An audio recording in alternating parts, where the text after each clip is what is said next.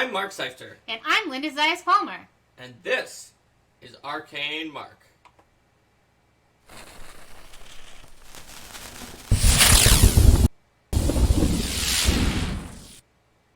Not that I do the introduction as Abigail Thrune. Honestly, I've just done I'm Mark Seifter and I'm Linda Zayas-Palmer so many times. Want to do another fake YouTube intro? Sure. Okay. I'm Mark Seifter. And I'm her infernal magistrix, Abigail Thrune of Chiliax. And over there we have Jason Tondro. And this is Arcane Mark.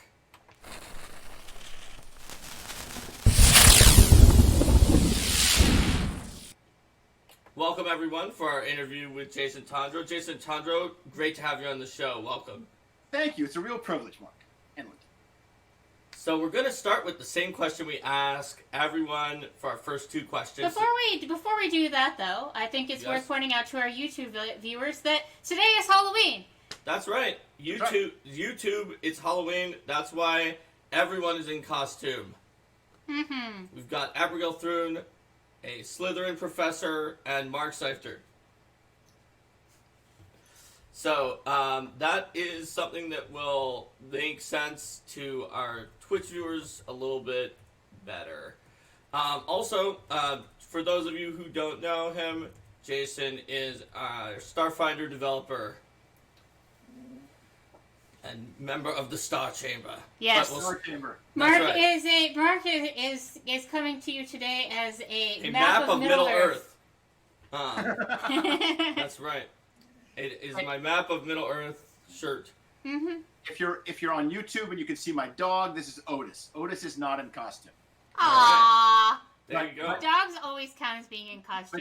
he's a wonderful good dog, so he's going as a good boy this year, which is There you go. Work Habit says that Jason Tondro is a great GM. So He's one of my old friends from the Crucible City Online Mutants and Masterminds mush. Oh, so awesome. That's who Work Habit is. Yeah. All right, well, there you go then. They look like a new face. Welcome, Work Habit. Welcome. He says Otis is dressed as one of Lex's minions. That's right.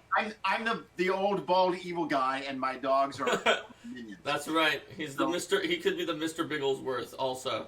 All right. So this Tessmacher is hiding under the desk though, so you can't see her. There you go. All right. So Hi, Eric.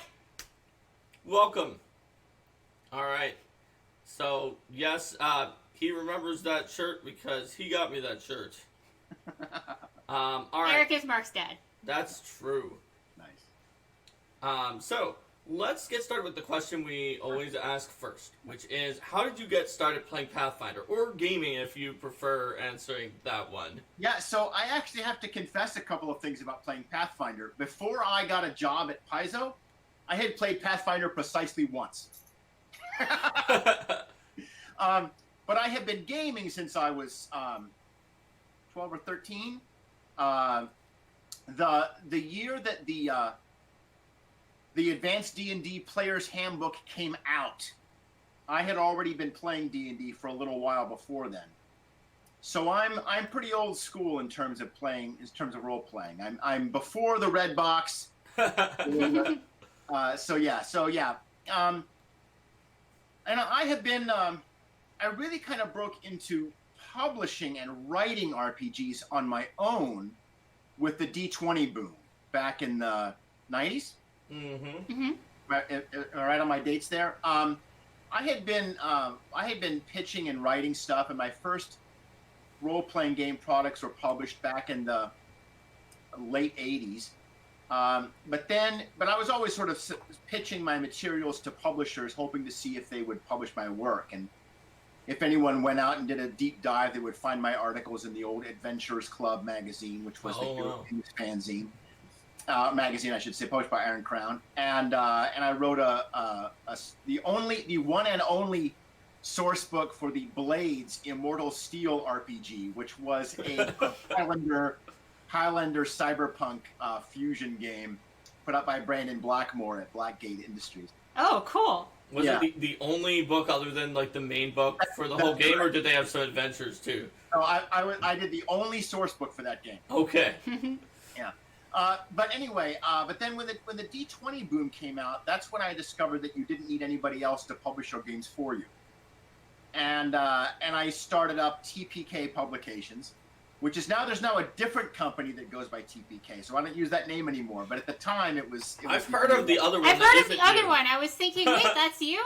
That is not me. That is not me. But there was not bad. Thanks for the gift. For a while, because they were starting to send me checks from that company, and I was like, okay, don't give me their money. They want their own. Yeah, I can see that being a problem. So what name did you use after that? Well, now I use Perambulations Press, but a lot of my most recent work has actually been published by Mike Lafferty at Fainting Goat Games, and I did a lot of work for Mike and also for James Dawsey at Vigilance Press. My first real break into the D20 market, my big break when I actually started I felt like I could really make some impact on the industry, was when I sent a pitch to Chuck Rice, who has since gone on to work at Mayfair and many other game companies. But at the time he had his own imprint, which was Vigilance Press. And he did a bunch of D20 material like Blood and Fists and a bunch of other D20 open license products for 3.5 and 3rd edition, under that sort of Blood and Blank name, and there was a very large line of products in that line. Well, Chuck did a D20 King Arthur source book, I think called Legends of Excalibur, and I had a King Arthur RPG that I had been working on for many years, and so I pitched that game to Chuck and asked if he would publish it. Mm-hmm. And to his great credit, he did. And I will always be grateful to him for that. And that became Arthur Lives. And that was actually the first edition of Arthur Lives, which we wrote for the True 20 game system. If any of you out there remember True 20, it was a Mutants and Masterminds, a Green Ronin system.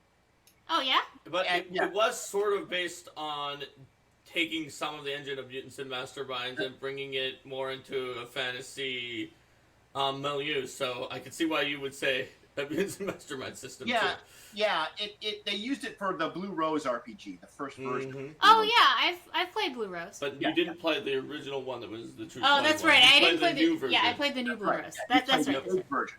Yeah. Yep. Well, anyway, so then that kind of got me into that got me into Vigilance Press, and then James Dawsey took over that company, and then I started doing a lot of work with Mike Lafferty through Fainting Goat, and I've written a lot of stuff since then. I wrote a lot of material for the Icons RPG, Steve Kenson's Icons game, including the deluxe supervillain handbook, which I worked really hard on, and I really love that book. And then eventually we did Arthur Lives, which is the second edition of that game, and I rewrote it all for using the Fate system. One of the main critiques I got about Arthur Lives, everybody loved it. Everybody that read it loved it. They said, I can't wait to convert it to my favorite game system. Oh my gosh. What we discovered was that True 20 just didn't really have much of an audience anymore, if it ever really had one. So is that why you decided on Fate? How did you? I know Fate is a popular system, but so I did a lot of research, and Arthur Lives had a very long gestation period, and it went through a lot of different game systems over the years. For a while, it was actually a D20 modern game. Huh. For a while, I did a Savage Worlds conversion that got about halfway done. I looked at a lot of different game systems. Do you remember was it Spycraft? Yeah, Spycraft. I played that one time. I looked at a lot of different game You systems. just go to the title card. There we go. There we go. But when I heard that Fate was getting redesigned to Fate Core, and there was that big successful Kickstarter, if you remember, where they raised a bajillion dollars. Yeah. I was on that Kickstarter. Yeah, me too. And if you remember, when you joined the Kickstarter, you got a playtest version of the rules. Right. Now that's quite common, but at the time that was brand new. Very few people had ever done that before. Like, we're gonna give you something before the Kickstarter is even finished. Like the second you donate $1, here you can play the game. Whoa, Well, thanks for Speaking of thanks for donations, gifting Author's Tale Tale. has just gifted 5 subs. Yes, There you go. and Thank several you. people subscribed you. earlier. Thank you to all of them as well. But I didn't want to interrupt Jason. Oh, it's all right. So I read through the Fate core, and I was like, I really like this. In many ways, it fit very well with what I was trying to do with Arthur Lives. And also, if you remember, the Dresden RPG was out. Oh, sure. Oh, yeah. Yep. That was Yeah. before Fate Core. Yeah, exactly. But but Dresden, in many ways, my concept for Arthur Lives, when I rewrote it for Fate, was I wanted it to be completely compatible with the Dresden RPG, so that you could take all the characters and monsters and spells and everything from Dresden and put them all into your Arthur Lives game wholesale. Ooh. So I had kind of some ambitions for that, and we eventually did that through with Mike's help. We did that through Fainting Goat, and I hired Kara Hamilton, who was the graphic designer for Shadow of the Demon Lord. If you know that game, Mm-hmm. that game was amazing. And Sure. so as part of our Kickstarter for Arthur Lives, we raised the money to hire a professional graphic designer. And let me tell you, it was the only smart decision I ever made. Is that The only smart decision only you smart ever decision? made. Somehow I doubt that. so that was that. And so the only reason why I get into all this stuff, like, well, why is he telling me about all these games he put out years ago? Because when I applied to Paizo for an editor job at Paizo, I had 40 published RPG credits as writer, author, artist. Let me get this straight. Let me talk straight. Writer, editor, developer, art director, or publisher. And if you and so I had a long list of credits. Now most of those games sold 200 copies, right? Mm-hmm. But you learn the business. You learn the business by doing them, whether they become a big runaway hit or not.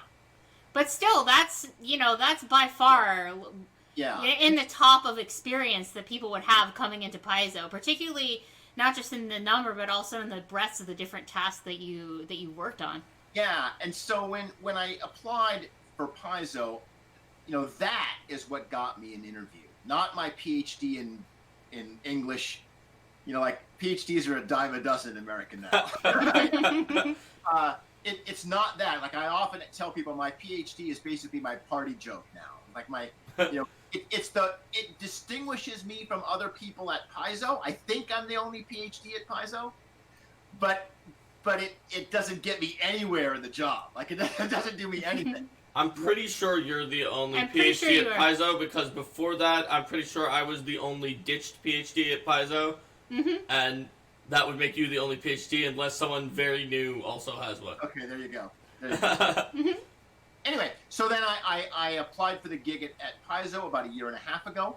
I started off as an editor, and as your audience already knows, and I'm glad that you're having Lou on next week. They're gonna be able to talk a lot more about all these editorial issues. Have you had anybody else in the editorial team on yet? Yes, we had James Case. Yes. Okay. Good. So as your listeners know, editors look at everything Paizo puts out, not just the RPG products, although we do look at all of that, but maps and pawns, and we even look at the programs for PaizoCon. And Pre-generated characters.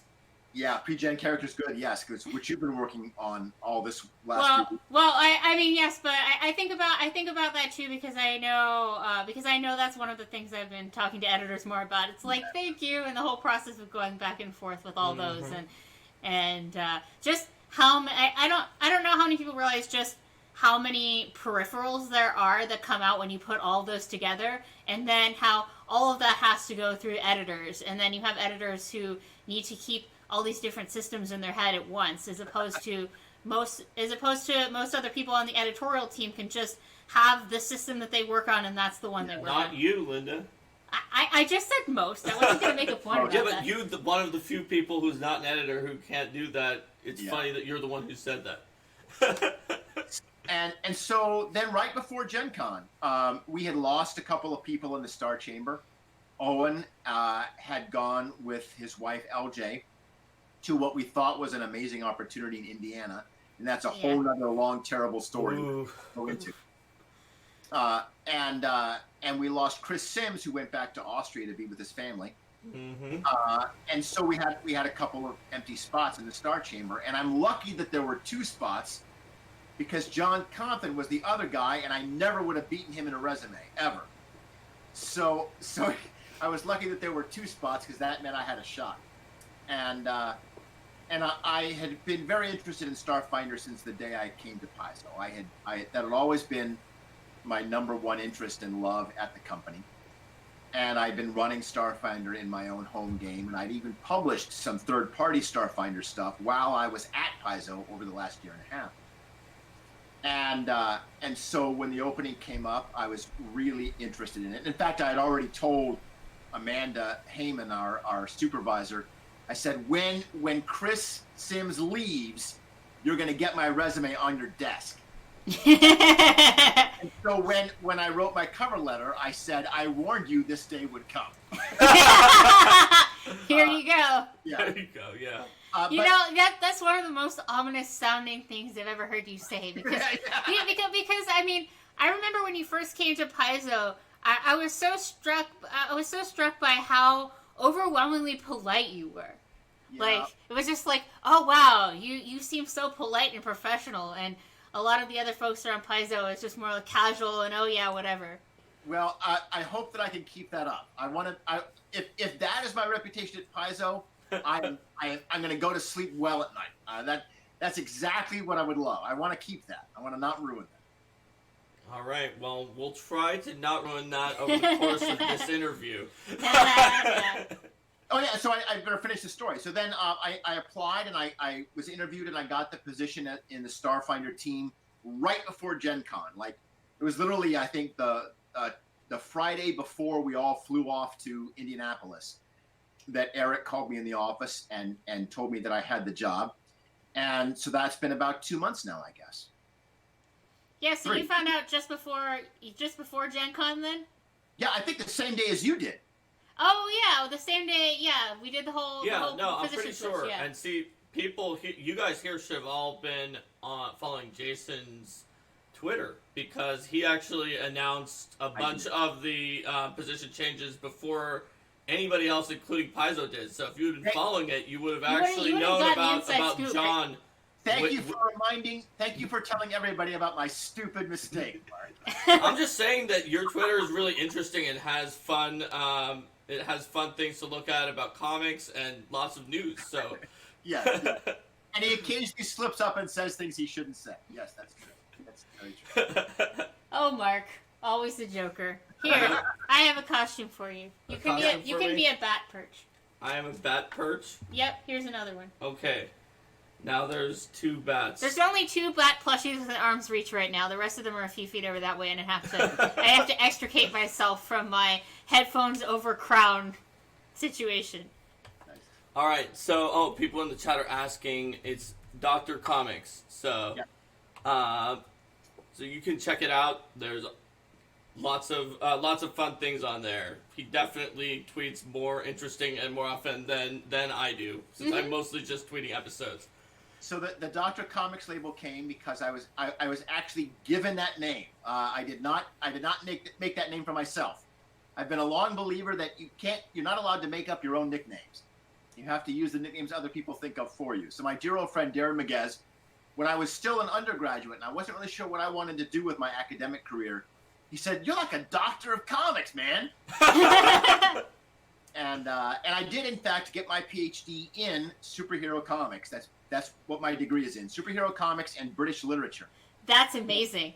What was your thesis topic? So I'm going to tell you. I'm going to see if I can find my copy of it. I don't see it around. You know, a PhD is never far from his dissertation. But but my dissertation is called "Superheroes of the Round Table: Comics Connections to Medieval and Renaissance Literature," and it was published by McFarland in 2012. Do not buy it. This is not me telling you to buy it because it's an academic book, so it's frickin' expensive. But it was the most fun dissertation to write ever.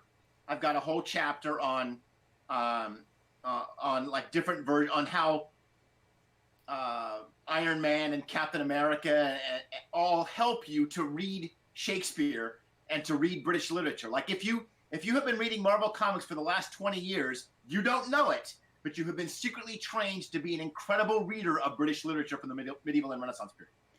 See, you said it's super expensive, but now I'm really interested in this. Well, it's like $40 or something, so don't buy it. But it's a really. But I had a lot of fun writing it. There's a whole chapter on Shakespeare and comics, lots of Alan Moore in there. There's a chapter on Grant Morrison's Seven Soldiers of Victory. There's a chapter on Jack Kirby's Fourth World stuff. And all of it is compared and used as a way to interpret Shakespeare and Beowulf and Ben Jonson and Chaucer and a bunch of other writers from the medieval and Renaissance period. So it was super fun to write and yeah, I mean I get to write a PhD on superhero comics. It's crazy. So how did you come up with the idea to say, you know what, this is what I'm gonna do? So it was like maybe 1999 or so, 2000 maybe, and I was courting a woman in Las Vegas whom I would eventually marry, and she was in grad school at the University of Nevada, Las Vegas, and I attended a conference, an academic conference there at UNLV on popular culture, and while I was there, I saw people presenting papers on movies and television shows and popular novels and even comics. And I looked around and I said, wait a minute, you can do that? Like you can be a professor and you can study King Arthur and comic books for the rest of your life? Where do I sign? Like, what do I have to do that? And that got me back to grad school. And I took my PhD at the University of California, Riverside. And they were very welcoming to my approach. UC Riverside, most folks don't know this, but they have one of the largest comics collections in the world. It's called the Eaton Collection. And it's a massive collection of science fiction, fantasy, and anti-utopian, dystopian, post-apocalyptic literature, including comics. Oh, wow. And so people come from all over the world to study and use that collection of science fiction literature. And so when I went there, like they took me with open arms. And much of my dissertation I could not have written without access to that collection because they have access to all these long out of print, impossible to get comics. Now, these days, it's easier to get a lot of those books because all that stuff is online, or at least much of it is. But back when I was starting to work, and even some of these older, more obscure titles, I mean, yeah, you can get Marvel and DC online, but you can't get a lot of these no longer existent bankrupt companies from the 40s or the 50s, or even some of the independent waves of the 80s and 90s. A lot of those books are just impossible to find anymore. But the Eaton Collection had all of them. And what they didn't have, I could get copies of from other comics collections in academic libraries. So it was a wonderful resource, and my professors totally embraced my approach and my project. In fact, one of my professors, John Gannam, who's still teaching, is a wonderful Chaucer professor, one of the great Chaucer professors in the world. He sat me down at one point, and he could see me working on my dissertation, and he was saying, listen, Jason, he said, don't be afraid to write a comic book dissertation. Because I was putting a lot of medieval and Renaissance lit in it, lots of Chaucer, lots of Beowulf, lots of Shakespeare, and I was cutting a lot of the superhero stuff out, and he was like, no, don't do that. That's what makes your project unique. That's what you got to keep. You cut the other shit. Keep the superheroes. So, and thanks to his wonderful encouragement and my other dissertation directors, Stan Stewart, and others, I really was encouraged to do my own thing, and it paid off. I was a professor for 5 years at a small little state college in Georgia, but now I've left all that behind, and now I make games for a living, and that's amazing. So during this time, despite your best efforts, we have sold at least one copy of the of your book. Oh no! All right. Well, I hope you like it. Write to me on Twitter and tell me what you think, and I'll answer any questions you have. And thanks for gifting a sub, Unfortunate Pumpkin. Nice. Thank you. So Yeah, Eltro bought it, and as Work Habit pointed out, the Kindle is only $9.99, so it's a Oh, lot. that's It's, good. it's a That's lot less than $40 for the Kindle version. Good. But Yeah. Eltro wanted a hard copy, so All right. Well, read it. $10 for the Kindle version. That's a good deal. I'm worth telling you that yes, you should buy that. okay. Oh yeah, at least some other people have bought it on Kindle. So Okay. there you go. Good. It sounds like a fascinating read, to be honest. Do we hit a link for the drive-through RPG link? Yes, I have that up. Yes. And I also put an Amazon link for the Kindle version that is not $40. Yeah. Of the dissertation book. Good. So, yeah, no, it sounds like a really fascinating topic, and honestly, like the idea of sort of superheroes and our modern takes on the fantastic, on the legends, on the heroes, and being connected to those ancient texts really appeals to me, I think. Yeah, you're the perfect audience for this book, Mark.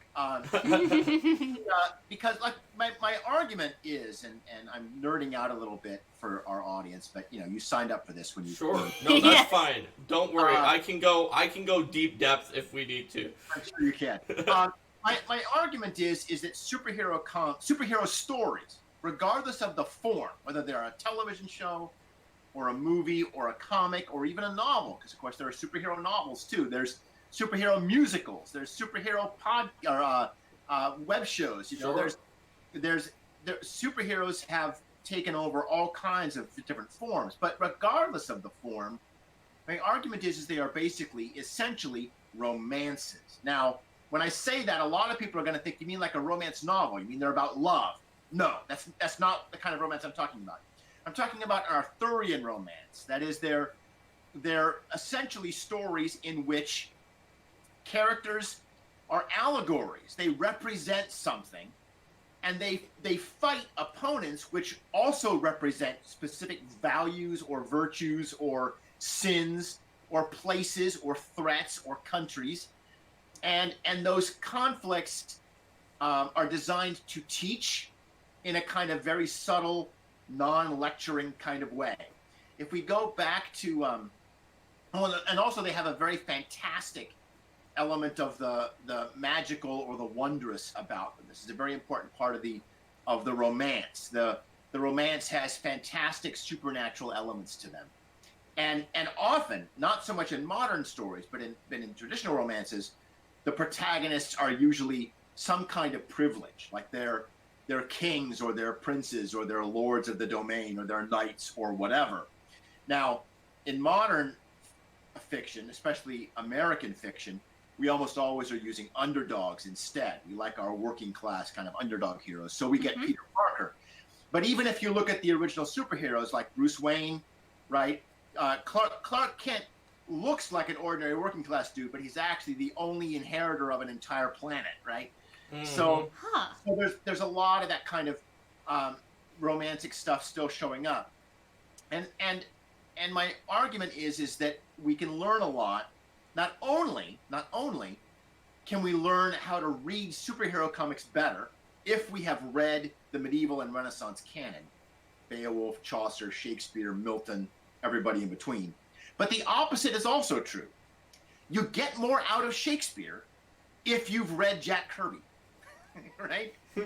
and that opposite argument, that man bites dog version of the story, is the part that I really had to argue, because you don't have to convince people that you get more out of comic books by reading Shakespeare, or at least not academics. Yeah. Yes. Academics, I'm sure, are like, oh yes, of course, you can. Yeah. Reading Shakespeare makes you appreciate every sort of literature more. Exactly. But I was making the opposite case, which is that people like Jack Kirby can help us understand other books. For example, and I'll just use one example. There's this thing in Spencer's Fairy Queen where he takes one idea of a real person, like Queen Elizabeth.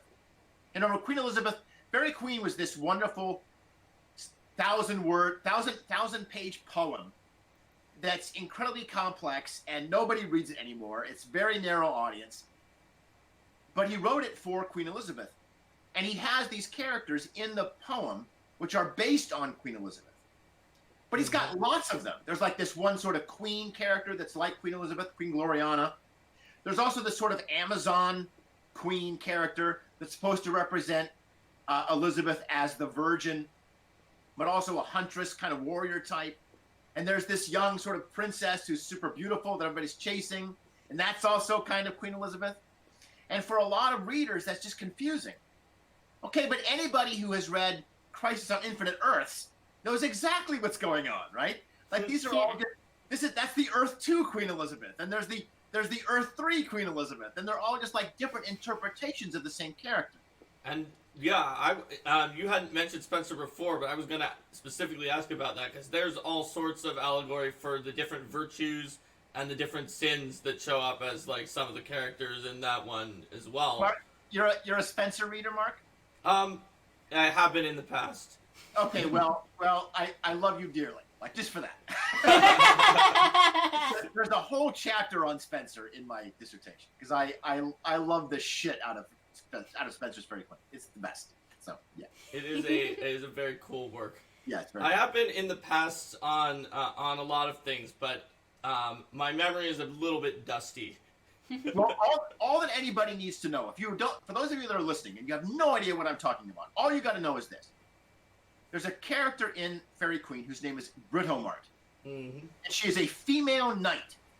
Now, this poem was written in the 1500s, and Britomart is the most kick-ass character in this entire book. Like, she's clearly the star.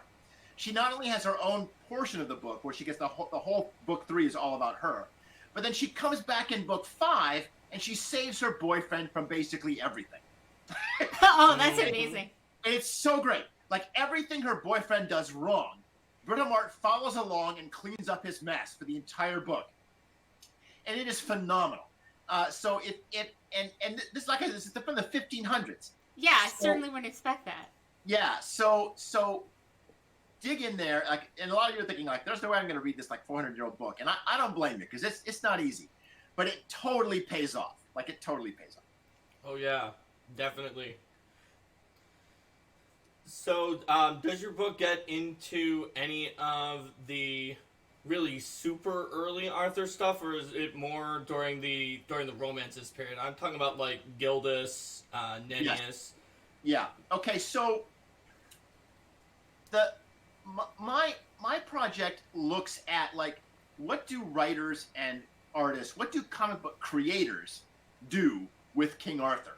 And I've got a whole chapter that just kind of surveys the various different ways that comic creators have used the Arthurian myth. Now, the whole book isn't about King Arthur, but there is a couple of chapters that dwell on Arthur especially. And I should note here that Michael Torregrossa did some of the key work on this. He has a project up called, I think it's called Camelot 2000, which was a survey in the year 2000 of literally every single appearance of any Arthurian character in any comic book everywhere. And it's a long list because it's also international, includes foreign publications. Oh, as well. wow. Oh, cool. So I was not trying to recopy and list everything that had any Arthurian connection. Instead, I just kind of looked at the ones that I thought I had something to say about.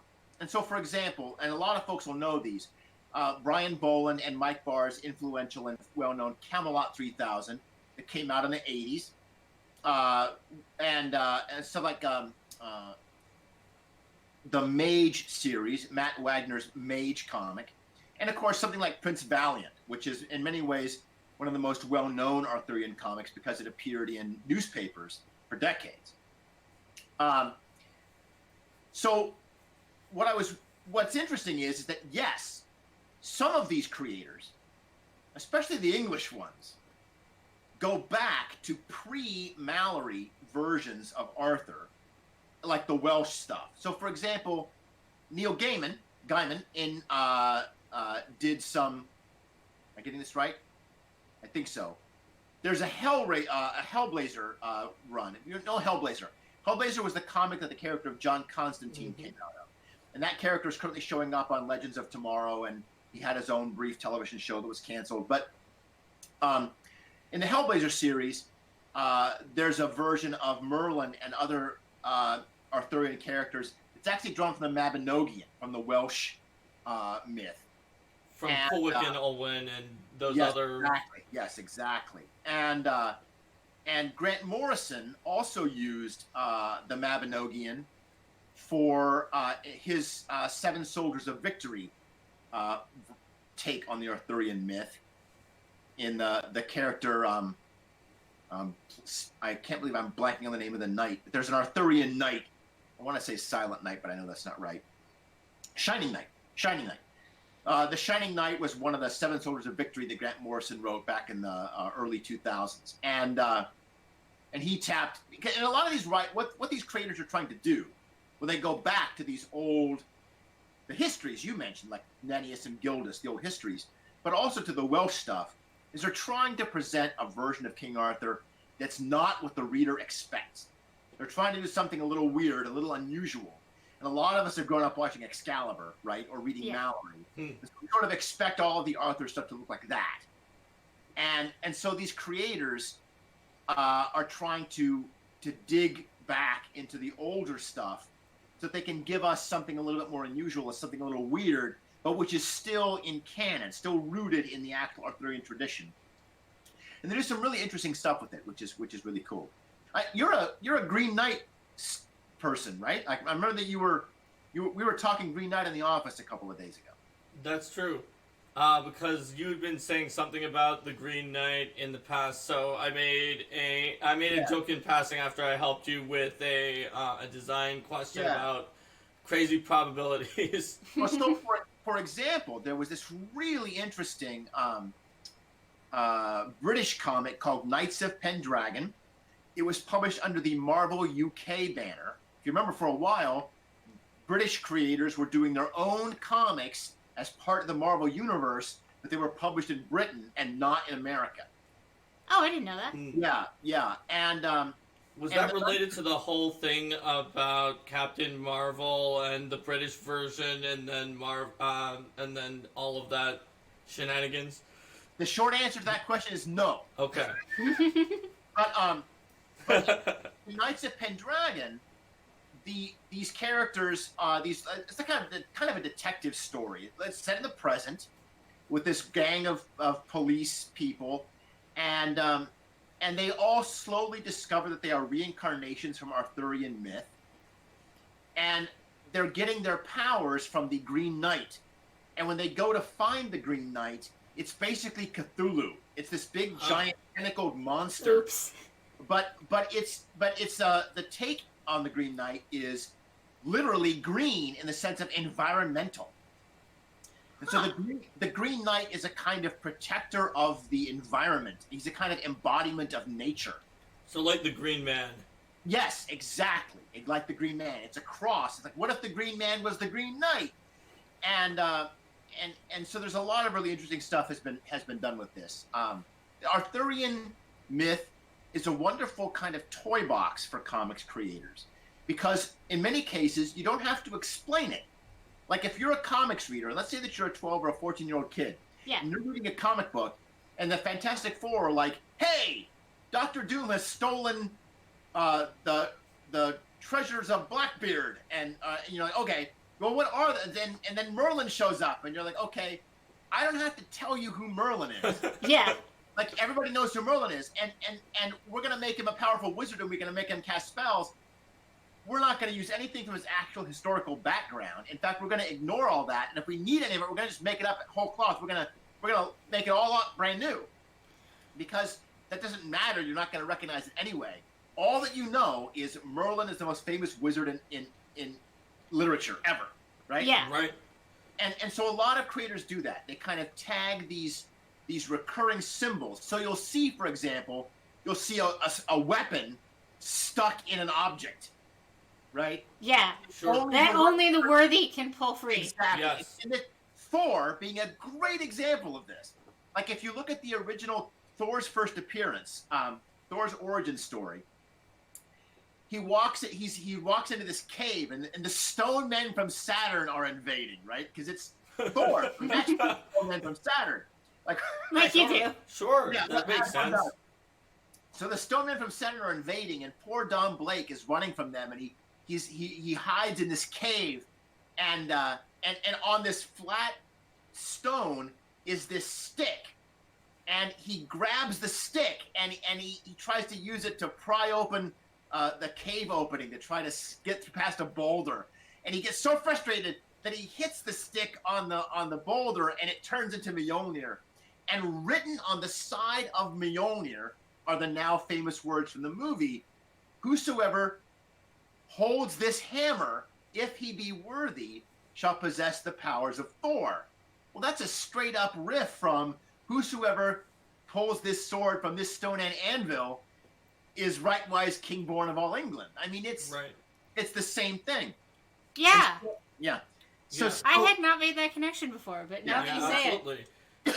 And Stan Lee, who wrote that scene, had already written the Black Knight, who is an explicitly Arthurian character in Marvel Comics. So we know that he knew that story because he'd written Arthurian comics before. So that's a good example of the way that a lot of these Arthurian themes kind of show up. You know, women coming up out of lakes, weapons stuck in objects, all kinds of stuff that are ways that writers that only have 22 pages and only have 6 panels per page to tell their story. So what do? They draw on shorthand, this kind of mythological shorthand. They don't have to explain because we all recognize it deep underneath. So kind of like the way that sort of the Homeric poets would rely on shorthand phrases to not only memorize but also tell the stories. The Dawn's rosy fingers. Yeah, the wine dark sea. Yeah, exactly like that. That's really interesting. And same as the way, for example, like later poets would often use the Greek and Roman legends. Like, you know, Sure. you can't read a poem by Shakespeare without him talking about Zeus or something, you know. And a lot of those mythological characters today to us seem kind of remote, but to Shakespeare's audience, they recognized all those references. That was part of their toolbox of writing poetry. Sure, and I guess there's a direct line of descent from there all the way down to the comic authors, because even Nennius was just trying to connect Britain to the Roman past with Brutus founding Britain, make it kind of a Aeneid type thing. Oh, it's Aeneas's grandson started Britain, so it's going all the way back to the Romans, and every successive author that was not a comic author did the same thing. They just pulled the elements they wanted for shorthand, inserted whatever their political message was. Oh, Northumbria is more important, so that's where all the action's going to happen if you're Geoffrey of Monmouth.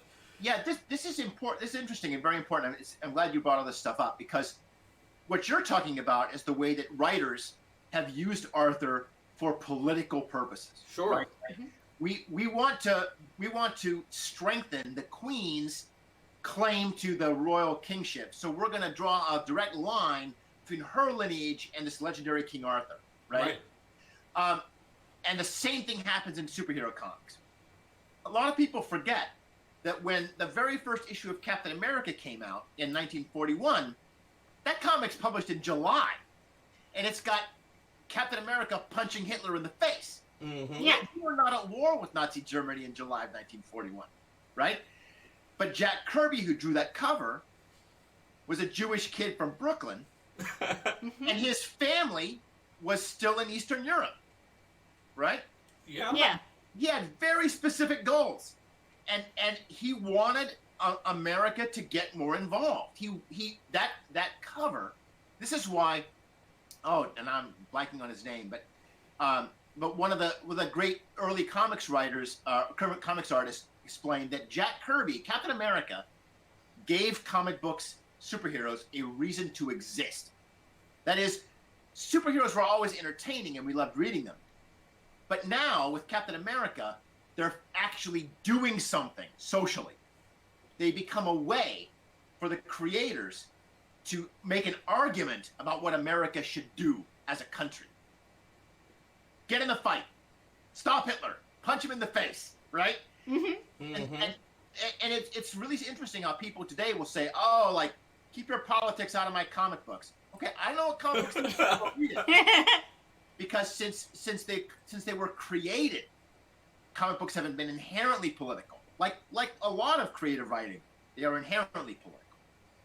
So you would say then that sort of like Captain America, Jack Kirby punching Hitler in the face Yeah. is a direct parallel to like when Giraldus Cambrensis supposedly unearthed King Arthur, just supporting the king's in Glastonbury, supporting the king's claims of descent from Arthur. Like it's just the way that writers use their heroes of the time, the ones that people know, to send a political message.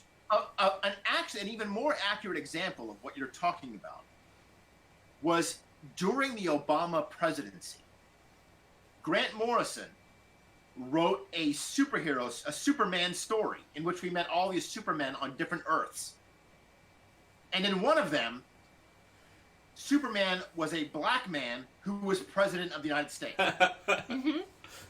So you get this picture of basically it's Obama. He didn't quite have Obama's ears, but he was basically Obama. Yeah. With a Superman suit on, and he was president, and then he would like slip into his Superman suit and like go stop evil, and then come back and everyone would be like, "Oh wow, president, how was that power nap?" And he's like, "Oh yeah, I feel so much better." Right?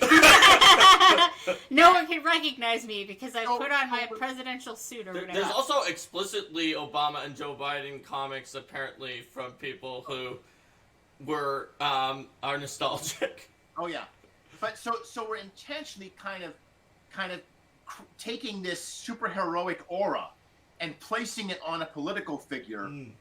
And using that as a way of, enhancing and proselytizing a little bit about the political characters we admire.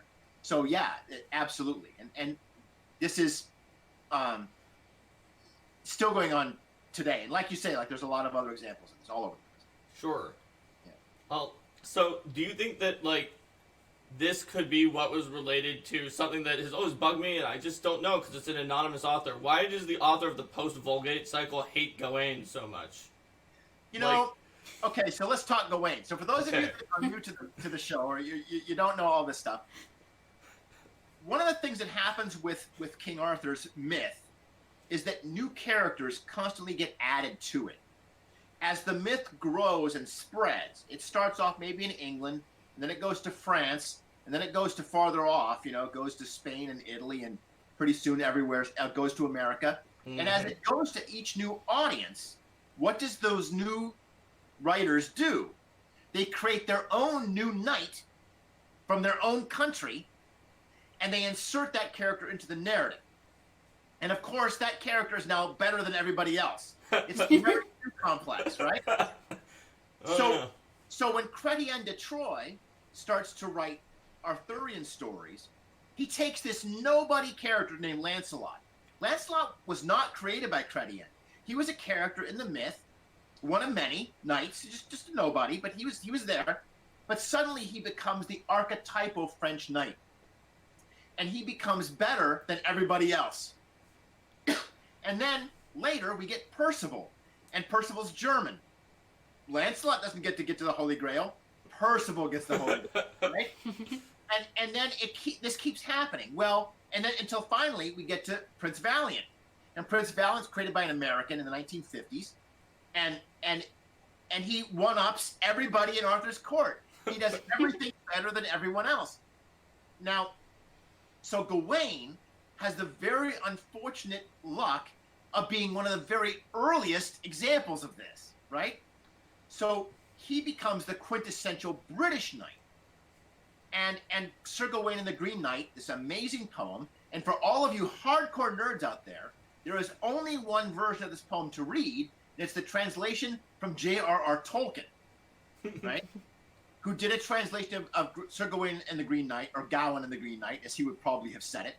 And it's a fantastic poem from the 15th century, and it's very important in the history of the development of the English language, because when that poem was written, there were two different versions of English. There was the English that Chaucer spoke in London, and there was the English of the Midlands, of like the country folk upper in the Midland or the of England, north of London. And both of these two different versions of English were both being spoken, and they were noticeably different. And there was essentially an unspoken contest going on to see which version of English would win. And the answer is Chaucer won it. But Sir Gawain and the Green Knight is written by the guy that lost.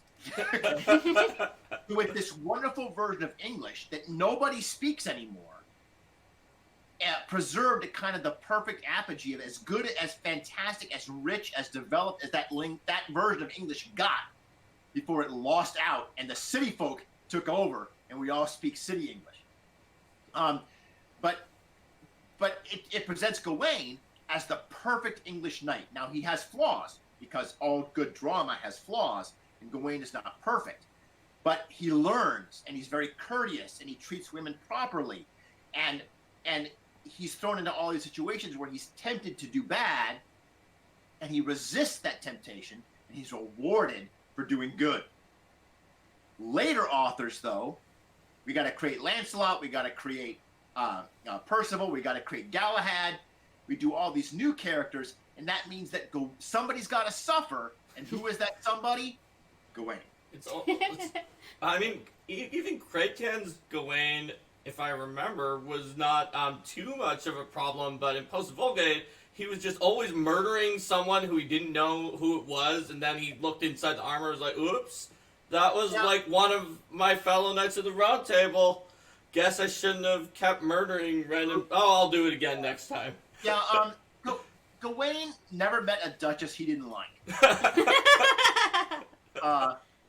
But there was another reason for why Gawain does a lot of this. And he's a great example, because when I run Arthur Lives, a lot of players are like, I don't want to play an Arthurian character. They're all like goody two-shoes Boy Scouts. And I'm like, okay, let me tell you. Yeah. Sir Gawain becomes an example. You have to remember Mallory, who wrote the Mort d'Arthur, the kind of most famous version. He's writing during the War of the Roses. And Mallory ended up on the losing end of the War of the Roses. He was a Lancaster man. And he presents Gawain as a character who is torn by loyalties. His uncle is the king. Gawain is Arthur's nephew. So his uncle is the king. But his father, Lot, was killed in the battle that made Arthur king. So if you're Gawain, who do you blame for your father's death? Who do you blame for your father's death? Well, you could blame Arthur, but that would be really awkward, wouldn't it? Yeah. So instead, you blame the guy who actually dealt the killing blow, Sir Pellinore. And you say, I'm loyal to Arthur because Arthur wanted to be king. But I'm going to get revenge on that son of a bitch that actually killed my dad. Now, the fact that he was doing it for Arthur, you just conveniently ignore. Right? So then that establishes this kind of blood feud between Gawain and his brothers and the Pellinore clan. And this is in many ways one of the great tragedies of the Round Table. Because like you say, exactly as you described, Gawain and his brothers get together and they ambush Pellinore and they murder him in cold blood. Then it gets worse, because Pellinore's got a son, young, handsome knight Lamorak, and Lamorak is a badass mother, and he's a great knight. Well, Gawain's mother is not Morgana. This is a common misconception you can thank Hollywood for. Gawain's mother is a woman named Morgause, and Morgause is Arthur's half-sister, and Morgause's and Morgana's half-sister. But anyway, I'm getting off track here. But anyway, Morgause is kind of a cougar. She's like, Gawain's mother, but she has a lot of romances, and she's a vivacious, very exciting, and also rich and powerful woman in Arthur's day. So she takes a lover. And who is that lover? Sir Lamorak, the son of the man that killed her husband. So what do Gawain and their brothers do? They ambush the couple. They charge into the room while Lamorak and their mother are in bed. Oh. and they chop off Morgause's head. Like, they kill her in bed. They chop her head off. But Lamrec's a knight, so they're not going to murder him. They let him go. And then later, they fight him 4-1 until finally Mordred stabs him in the back. Like you do. Like, this story just gets more and more awful, right? Yeah. Oh yeah, Mallory made these guys even worse by a very significant amount. I think this is all because, Mallory's living through this time period where knights were on both sides of this conflict. Their loyalties were very conflicted. There was a lot of intrigue and backstabbing. There was a lot of people, a lot of blood feuds going on. And so he wanted to depict that. He strips out a lot of the magic from the post-Vulgate, the stuff you're talking about. This is all the French, it's often called the Lancelot Grail cycle. Right. It's all this version of Arthurian myth that was written by the French, anonymous French people that we don't know. And then Mallory kind of consolidates all that into the version of Arthur that we do know. And Mallory cuts a lot of the magic and the supernatural stuff out of it, but he adds a bunch of this political realism because that was the world he was living in. And he wanted to write a version of King Arthur that his audience, who were knights and noblewomen, he was writing for the court, for the wealthy aristocrats of England. He wanted to write a version of King Arthur that these people would recognize. And when they see knights stabbing each other in the back and executing blood feuds and tearing themselves apart, they saw themselves. And that's why he wrote it that way. And so he needed characters that he could do that with, and he picked Gawain. And it's a terrible version of Gawain. It's a very unflattering portrait of that character. But unfortunately, Mallory has a love affair with Lancelot, and so Lancelot could do no wrong. And he had to pick somebody, and he picked characters like Gawain and also Sir Kay, who fares very poorly in later Arthurian stories. Oh yeah. But Kay and Lancelot, Kay and Gawain had this in common. They're very early characters. Both Gawain and Kay can be traced back to the old Welsh versions. There's a character named Welchmai, whose name means Hawk of May, the Falcon of May, and he's invented by the Welsh, and this seems to be the precursor for Gawain. So the oldest characters become the characters that get turned into caricatures of themselves by later writers that we read now. It's almost like in a long-running comic series or TV series or something like that, where those writers are off the show, so their favorite characters are the ones that can have the really bad plot happen to them because the new people have their favorite characters who they may have added in later on. So and this happens on comic books all the time. And the first thing they do is kill all the characters they don't like. Right? This has all been so fascinating. I haven't wanted to interrupt, but we've been getting a lot of really positive and interesting comments. People are really happy. They said this is the best lecture ever. Feels like a free university course. And just funny Shakespeare quotes and other things. Talking about Monty Python and the Holy Grail being a surprisingly accurate retelling. So let's talk about Monty Python for a second, because whoever brought up Monty Python, you should get a gold star. Well, it's Work Habit, so it's sort of someone you seeded into the audience. So, those of you that have watched Monty Python, you'll remember John Cleese's version of Lancelot in that movie. Mm-hmm. Yes. He goes berserk, he kills everybody in the castle, and then he apologizes about it, saying, I'm sorry, I'm so sorry, for about 10 minutes. That's so true to the myth. That's exactly my point. That version of Lancelot is the most authentic version of Lancelot in any movie ever.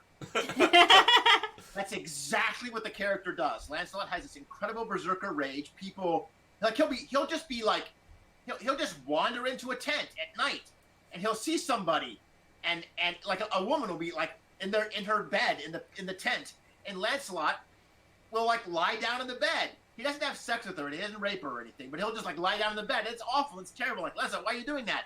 And then the husband will walk into the tent, and Lancelot will go berserk and kill him. Like, what are you doing? And he'll kill everybody in the castle, and then he'll feel really bad about it and apologize. And because it's Lancelot and because it's Mallory, everybody forgives him. Oh, Mallory. I feel like Chrétien did not. I mean, he beat Malagant de Gore, but that guy was legitimately in bad news. I mean, his father was like Bad Demagus or something like that. It sounds really evil. Lancelot in Crete is a very interesting character. And for those of you that have not read it, it's called The Knight of the Cart. The Knight of the Cart. It's a fantastic poem. It's essentially the creation of Lancelot as a character we have today. And the reason why is it called The Knight of the Cart? So here's how it starts. At the very beginning of the story, Lancelot's there. He sees Guinevere, and this evil knight runs up and kidnaps Guinevere and rides off with her. And Lancelot doesn't have his horse. And he's like, I gotta go chase Guinevere. Like, obviously I should go chase Guinevere. I need to go rescue her.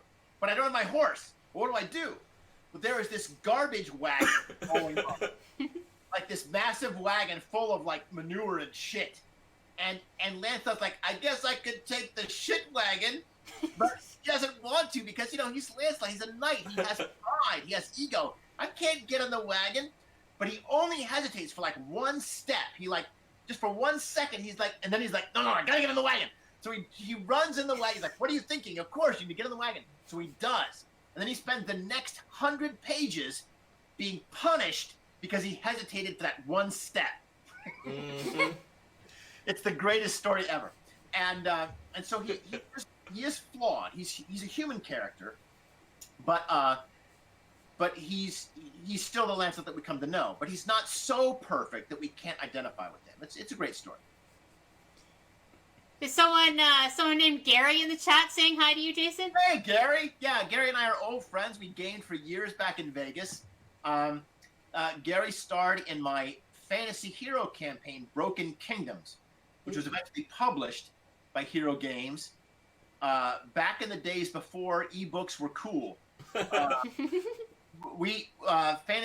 Hero Games was looking for a way to expand the fantasy hero game. For those of you that don't know the games I'm talking about, Hero Games is a universal game system like GURPS or other games, or Fate for that matter, which try to cover all genres.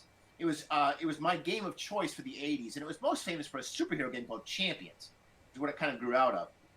But it became a game system used for all genres, fantasy, sci-fi.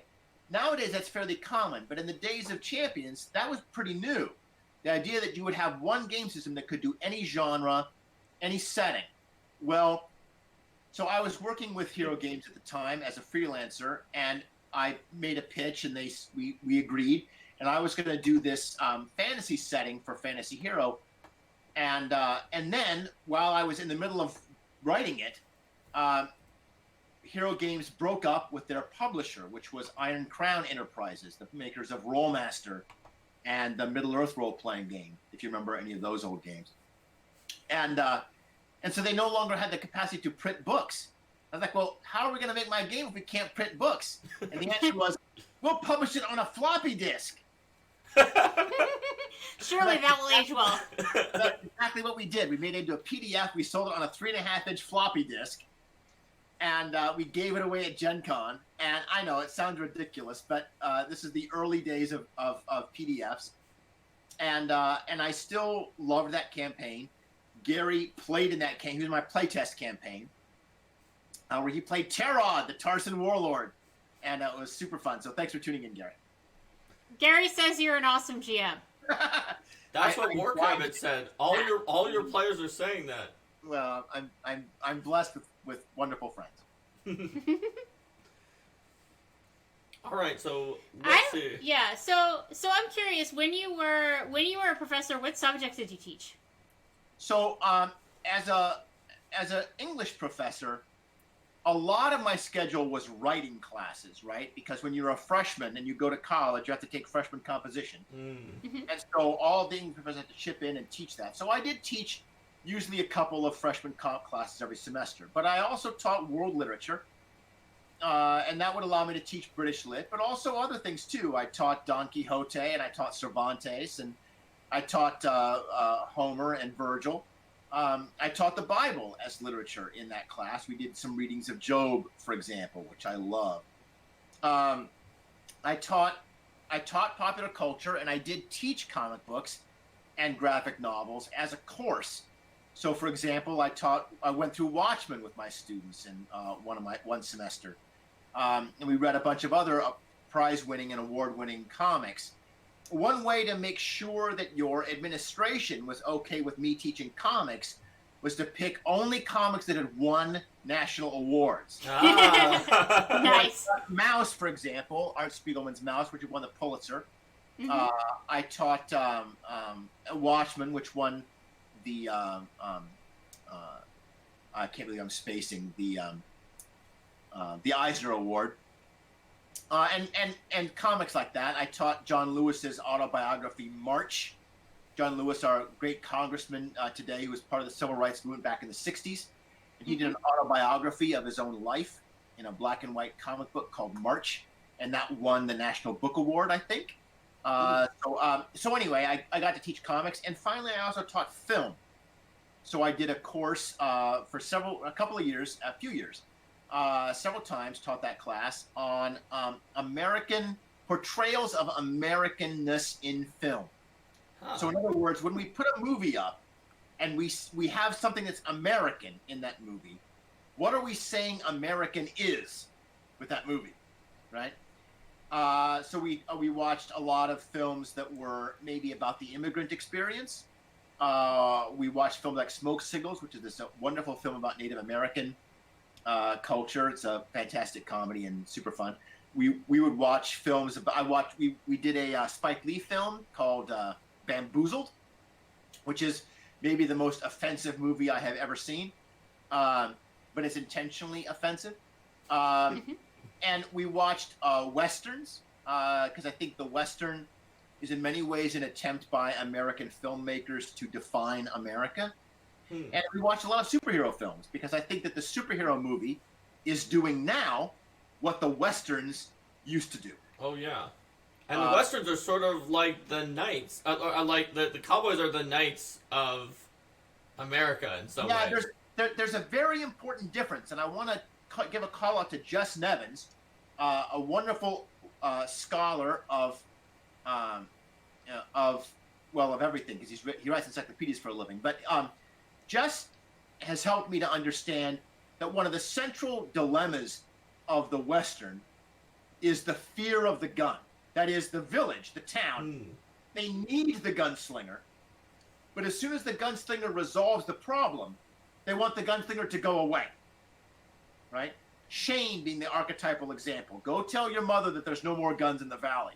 And that line from Shane is quoted in Logan, right? The superhero film Logan, the Death of Wolverine movie, which underlines this essential problem with the Western and the superhero character, that we both need the superhero, we need the gun, but we also are afraid of the gun. There's kind of something scary about them, and we don't want our children to get too close to them for fear that our children will want to become one. Now, not all superheroes do this. Some embrace, like Spider-Man is intentionally a kind of child hero, like he's your friendly neighborhood Spider-Man. But that aspect of people that are also afraid of Spider-Man or say he's a menace, Spider-Man's a menace, right? That's a callback to that idea that we are afraid of the gun. Now, this is a big change from the knight, because everybody wants the knight. Like the knight is the ruler of the realm who dispenses justice. And he's part of the authority structure. And although some of them are crazy like Gawain, we still kind of embrace them as part of the social order. They're status quo characters. So it's a little more like maybe Cahulin, where everyone's like, "Oh, his berserker rage is pretty wild. We better like douse him in water or something." He's kind of scary to us. A guy who we value him because he's a hero and a champion, and we need him. But he also kind of monsters out once in a while, right? Yeah. Yeah, so, the warp spasm, right? The warp spasm, exactly. The warp spasm. Yeah, exactly. And that does happen with some superheroes. If you look at superheroes, there's kind of two different versions of the superhero story, and I'm grossly oversimplifying, so just bear with me. In one of them, the superhero is a role model, someone that characters should admire and they want to be like. And a lot of the DC characters, like the kind of Justice League kind of character, like the Flash, there is a Flash museum in Central City, right? Right. Like they have a whole museum for the Flash where we memorialize our superhero. And and there's a big statue of Superman in Metropolis Park, you know. Then there's the other version of superheroes, which is kind of more like the X-Men, where they are hated and feared by the people they are sworn to protect. And a lot of people in modern audiences, they kind of dig that version more. Like they kind of, and I think it's because of the underdog thing. But they like their heroes to be a little grittier. And Marvel Comics overlap with DC in this. A lot of the Avengers, for example, are more popular, even as in their world, whereas the X-Men are more hated and feared. So there's a kind of a Venn diagram going on here. But you see superheroes as both the knightly romantic character who is idolized by the people, and the Western hero who is feared and shunned, even as he's needed. Right? Wow, that makes sense. Yeah. Yeah. It's wonderfully complicated, and I think that's great. For modern movies, it's great because it means that there's more movies you can tell. Like, you can tell the stories about the superheroes who are loved by the people, but also the ones about the superheroes that are kind of scary. So you could do Superman, you could do Batman, and they're both valid movies, right? They don't have to be all the same. And there's more ways to tell a story of a character who is not necessarily trusted than a character who is trusted and respected and beloved by all. Yeah. Plus, like the trust and the way that the character relates to the public is something that the viewer legitimately can hold in suspense. Will their reputation recover? Because you always know, except in rare cases, your superhero, they're going to win. They're not going to be killed probably by this plot. But or if they die, maybe another plot will bring them back soon. Sure, and they'll come back to life. But something ephemeral like reputation is something you can really be in suspense over. Will they fix it? Are they just going to be in a bad situation? There's this very interesting trope in superhero television and film in which the superhero has to say he's not a hero. Like, in virtually every superhero story, somebody in the audience, like some crowd member or some dear loved one, says, "You have to be a hero. Like, we need you to be a hero, Tony." And Tony's like, "I'm no hero," right? Like, we all know those moments. Like, virtually every movie does this. But there's very important exceptions. And those exceptions are Wonder Woman and the new Captain Marvel with Brie Larson. These female characters, they're like, "Fuck that, I'm totally a hero." Like, and they stake their claim to hero-ness. I think it's a very interesting illustration of the kind of contortions that writers think these privileged men have to do to maintain audience sympathy. If a male character says, "Damn right, I'm a hero," we're all like, geez, he's so full of himself. He's got a bunch of ego. We don't like that guy. He thinks he's a hero. Especially if it's Tony Stark, who's also arrogant, privileged, super Extremely rich CEO, drunk, who doesn't treat other people that well, and he's like, "Oh yeah, I'm a damn hero." But even Captain America's story, and you know, Chris, now I've forgotten his name. Who's somebody tell me who plays Captain America? Chris? I don't know. I can tell you about The chat will tell us. Oh yeah, they'll get it. I can tell you about 7th to 9th century Arthurian authors, but not Evans. actors. Chris Evans. There you go, Chris. Thank you. There's like 5 different superheroic Chris's in movies right now. But There you go. but when Evans plays Captain America's essential story is him coming to terms with the fact that he's got to step up and be the hero, right? Yeah. And he's reluctant to do it, but he finally does it, and he acknowledges that he's it. And he's kind of the reluctant leader all the time. This is his thing. Sure. Whereas Wonder Woman is like, "Oh yeah, like I'm totally taking." If anybody watched the Justice League movie, and it's kind of awful, but watch it. It's written by Joss Whedon comes in and he takes over for Zack Snyder, and he rewrites a lot of the movie. And one of the clear things that he's doing following the success of the Wonder Woman movie is that Wonder Woman is totally taking over the leadership of that team, right? She's taking it over from Batman, and everyone is totally okay with that. And she's very forthright about her willingness to do that. And Batman's like, yeah, I think you should lead. And that's, in many ways, I think she can do that because she's coming from a previously underrepresented kind of superhero, the female superhero. And she doesn't need to apologize. She doesn't need to earn any because she already has a lot of trust. People are like, oh yeah, like she's already kind of not the superhero that everybody expects. So let's see that story. It's very interesting. Yeah. No, that kind of makes sense, and it's almost a parallel to what you said a while back, where there's like a certain type of character that people are wanting to see represented more, like when the French wanted more French characters represented more, the Germans more Germans, and so they became more heroic, they became more prominent, and nowadays we are trying a little bit harder to represent some more underrepresented people. And like the a great example of this is when Marvel Comics has a name called Ms. Marvel. Now, originally, the character that you saw Brie Larson play, Captain Marvel, was Ms. Marvel. That was her name in the comic books. But she got a promotion. Now she's Captain Marvel. So, but Marvel Comics still owns the name of Ms. Marvel, and they want to make sure that there's still a character using that name so that they can defend the trademark. They have business reasons to make sure there should always be a Ms. Marvel. Okay, so that means they have an opportunity as creators to create a new character who's going to be Ms. Marvel. Well, what character do they create? They create a 16-year-old Pakistani American who is a practicing Muslim. And her name is Kamala Khan, and she is the new Ms. Marvel. Oh, that's awesome. I hadn't seen that yet. I mean, think about it. Like, we're talking Marvel Comics has a character named after the company who is a Pakistani American Muslim female superhero. Like, it's fantastic. And so they're intentionally reaching out to these audiences. And now that character, Kamala Khan, Ms. Marvel, is getting her own television show, live action television show on Disney Plus. Right? that is really cool. So I did not know about that. And so what you're seeing here is that the superhero audience is expanding, because you cannot make a whole industry on aging white dudes like me. That's not a successful business model. But you can still talk about it. No, come along for the ride.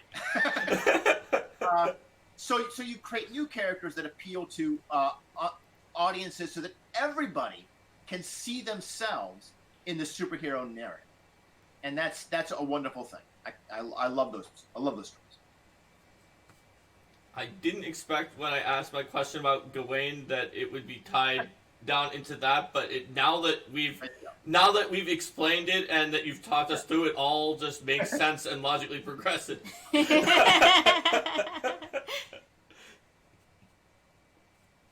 We can definitely see the professor. Yeah. Very good at explaining things. It's funny because I almost never do this at work. Like, the one time I tried to give a presentation at work, it was a complete disaster.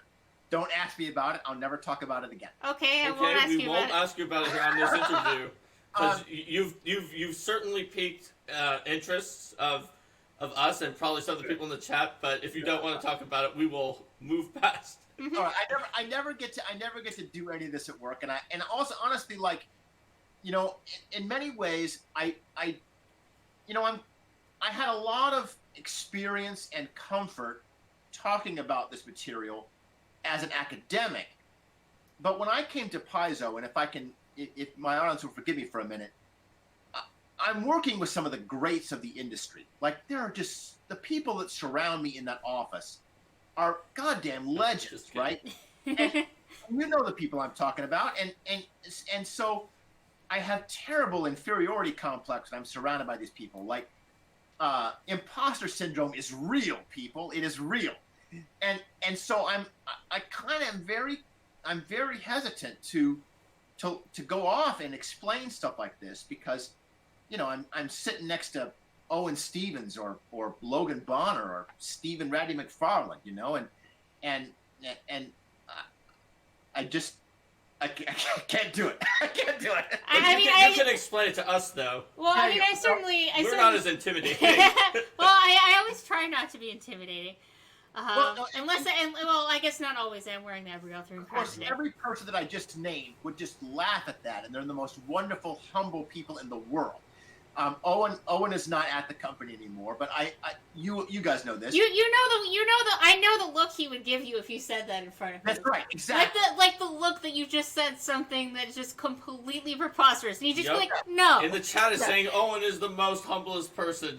Yeah. Well, I mean, it's like none of us really think of ourselves as like this person who is amazing and awesome and all these kinds of things. It's it's a lot. Well, I think it's a lot easier to look at what it is that you have as your area of expertise and to overvalue how difficult it is, how difficult other people's areas of expertise are, how complicated that is compared to what you know and what you've mastered, because for you that's natural. My theory is that what you don't know how to do seems like magic when other people do it, whereas what you do just seems like, oh yeah, that's just what I do.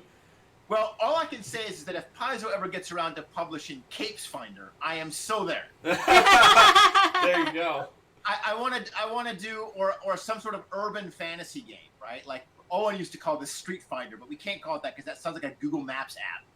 But some kind of modern urban fantasy game set on Earth, but with influences from Galarian that goes back to Reign of Winter, right? Yep. So like, that would be cool. When Galarian intervened on Earth, it unleashed magic, and so now there's magic in the world, and we create a game set in 2019 on Earth, but with contact and influence from Galarian, and we do an urban fantasy RPG. So a lot of people seem very excited about that. Yeah. In the chat. Also, Gary is confirming your claims of being very starstruck. He said that he had many conversations with you about it. So I have to, since Gary has chopped in, I have to note, Gary helped me get this gig. It's quite likely I would not be where I am today if not for Gary, and I'll tell you what happened. So, as an editor, when you apply at Paizo, you get an editorial test. And what that is it's like 8 pages of stuff, like feats, spells, monster stat blocks, encounters, all kinds of text. And you're asked to edit it according to the style guide.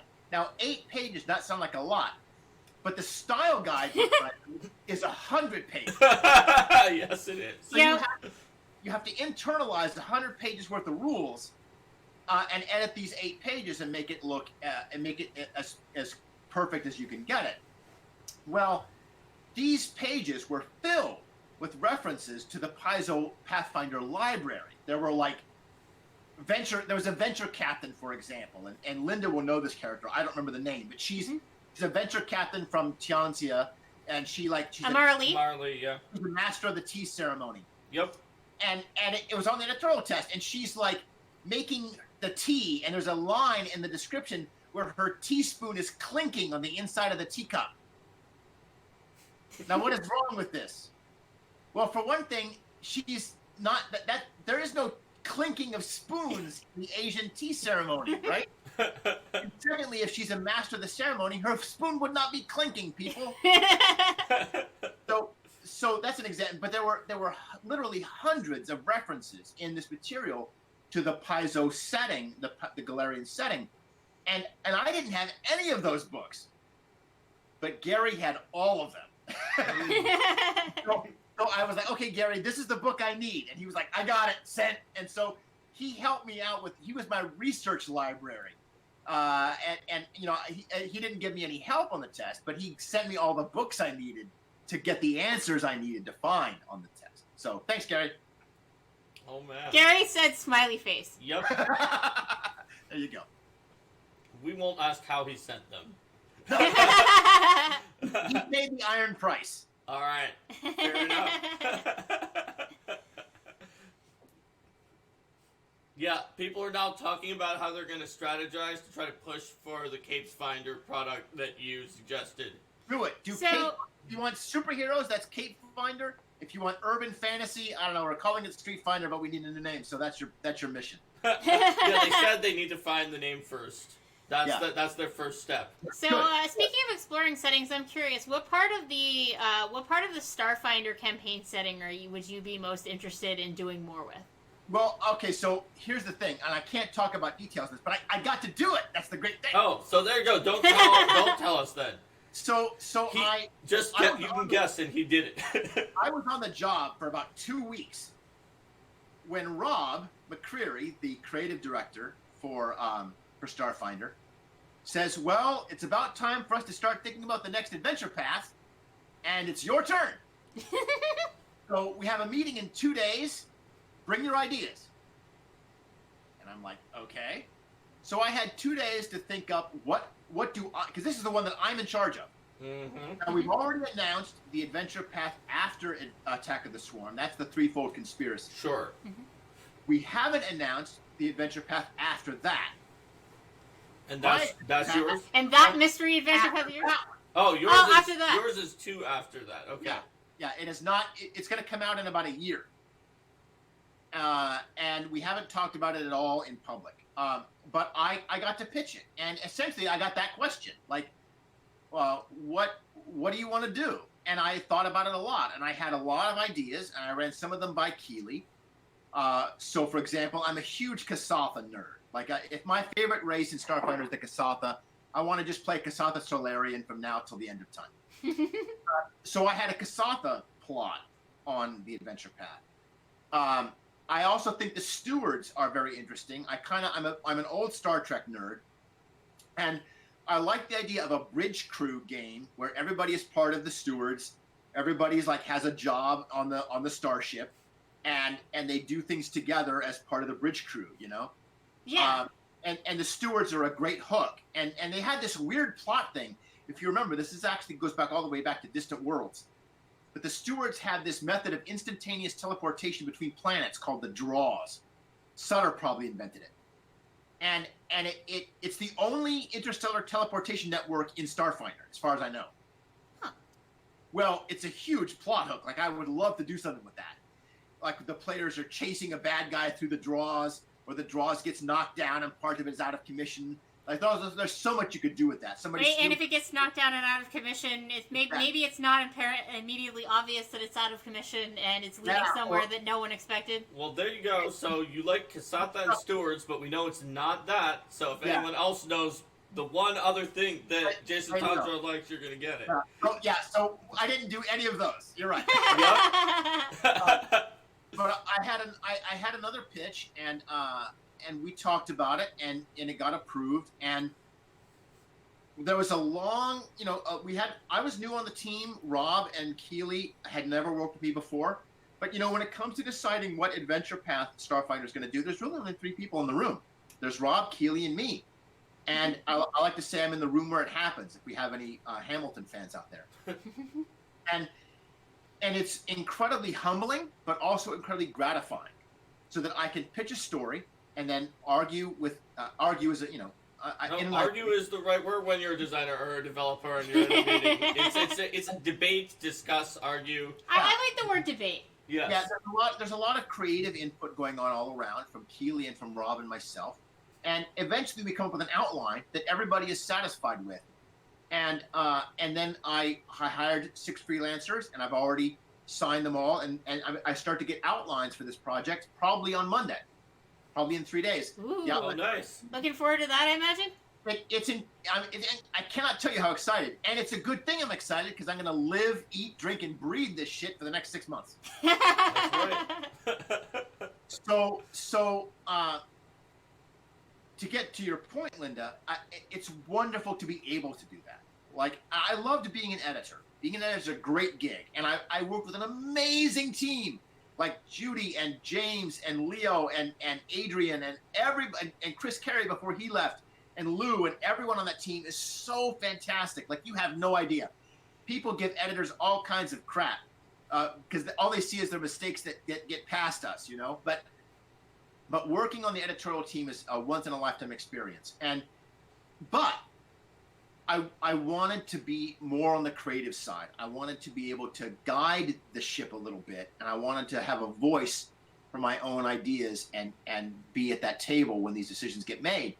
And although the Starfinder hardbacks, like the Near Space book that we already know is coming out, and other books, Packed Worlds, which did so well, won the Origins Award and everything, a lot of those books are very important to establishing the setting.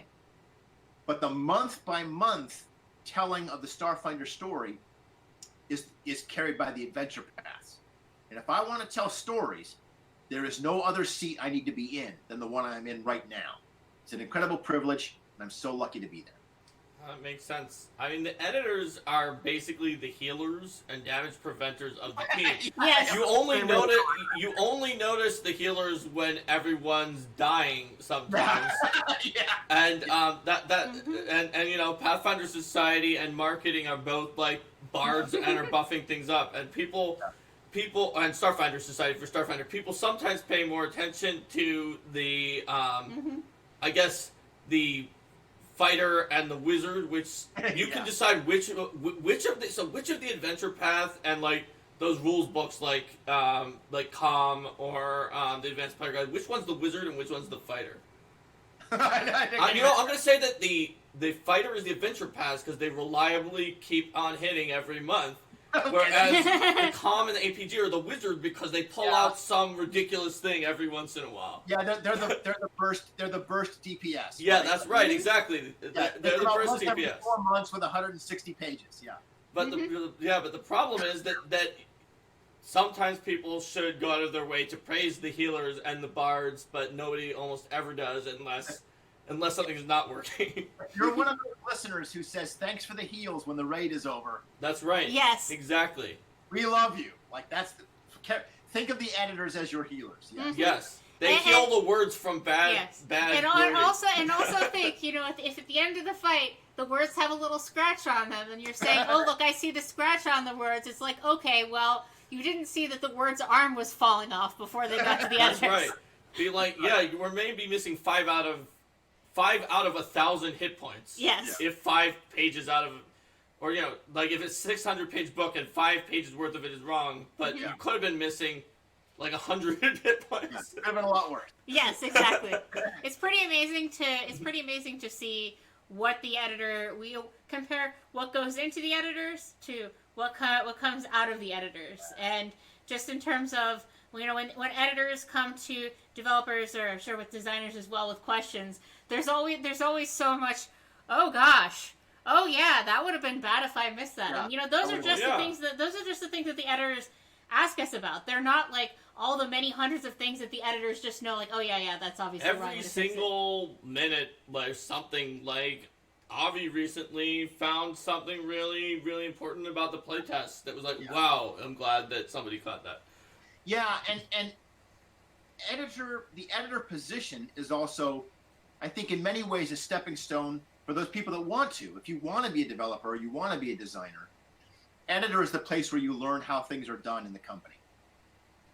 And were you an editor at any point, Mark? I was not ever an editor at any point. I guess the closest I came is that they had me edit some things after I was signed on as a designer, but no big book was out for a little while, so there wasn't completely a lot for me to do in my first weeks. And also, the editors really, really liked my design test compared to the other design tests, and so Wes, who was the editor-in-chief at the time, was like, if you don't get this designer position, would you be a developer and an editor? Because we might be looking for those eventually, too. But I never actually was an editor, and neither was Linda. But I came in on the organized play side. I would not have felt confident enough to apply as an editor. I mean, I don't have like an English degree or anything like that, so I would feel like, oh gosh. Play has a very specific skill set. When I was applying for the editor job, you were also hiring an organized play position, which I didn't apply for because I knew that I did not have the organized play chops. That job went to Mike, right? Mm-hmm. Yep. Who started right before I did. But Logan Bonner was an editor before he became a designer. He was. Both the almost. Joe Piscini that I work with in Star Chamber and Jason Keeley were both editors at Paizo before they moved into developing. And then even guys that weren't editors at Paizo, like James Jacobs and Eric Mona, you know, they were editors at magazines before they came to Paizo. So editing is a great place to learn how things are done inside the business and get a lot of the working chops necessary. If you want to. Now, not everybody a lot of people want to be an editor and they want to stay editor forever, and that's fantastic. Yes, do that thing, do that thing. But if you are interested in moving into other parts of the business, editing is a good place to start. Editing. Yeah, we have a lot of multi-class editors. Mhm. I mean, Logan in particular does everything because even before he did editor, developer, and designer for Paizo, but before that, he had already been designing games, and he did his own art for like his parody RPG, Refuge and Audacity. Really? Yeah. I didn't know that. That's cool. Yeah, he drew the art like the. The idea is that it's a parody of games like Cinnabar, where so like Logan takes the role of Logan Bonner, your very egocentric game designer who inserts himself into when you're trying to read the rules, and he also, of course, so he drew it all himself. And Are all those drawings on the whiteboard in the office from Logan? no, actually, Okay. they're from a variety of people who draw little doodles on there. But Like most of the ones that are from people who actually draw better than I do, but the little leaf leshy is mine. yeah. Oh, well, that makes sense. Of course you do the leshy. And I'm also the heart next to the poinsettia leshy. But that's also why Logan Or not has poinsettia, ideas the, for like layout stuff sometimes because when we're getting started, because he actually has done that stuff. He's done everything possible. If you had 4 Logans that just all were working together in every position, you could put together a product. The Logan Opticon. There you go. Oh my goodness. Alrighty. Well, Jason, we told you it would be a 1-hour interview, but and we said it would be more, or maybe more if you wanted really to. We have now kept you for an hour and 45 minutes, so. Yeah. Oh wow, we sure have. All right, well, Yeah. so maybe we should wrap up, and I should go finish my dinner.